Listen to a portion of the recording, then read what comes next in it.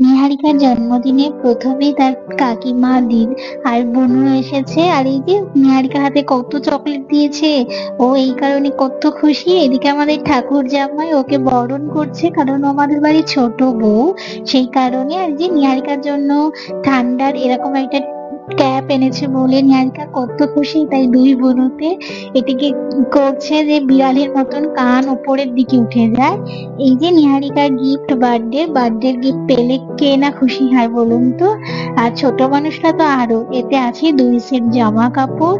আর ওই যে ওইদিকে শুরু হয়েছে খাবার, চকলেট গুলো ভাগাভাগি, কে কোনটা নেবে। আর দুপুর বেলায় নিমন্ত্রিত ছিল নিহারিকার সমস্ত বন্ধুরা, এই গ্রামের। ও স্কুলে যায় একসাথে যারা, তারাই ছিল দুপুরে নিমন্ত্রিত। আর ওইদিকে যারা দেখছেন তারা সবাই নিহারিকা থেকে বয়সে অনেক বড়, কিন্তু বন্ধুত্ব যেহেতু একসাথে খেলাধুলা করে, কেউ কেউ হয়তো গাড়িতেও একসাথে যায়, সেই কারণে। আর আমার ক্যামেরা ধরা দেখি এক একজন এক একটা পোজ দিচ্ছে, স্টাইল দিচ্ছে।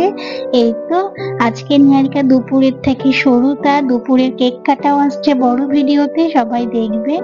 আর এই যে এরা সবাই কত মজা করেছে আজকে নিহারিকার জন্মদিনে এসে। আজ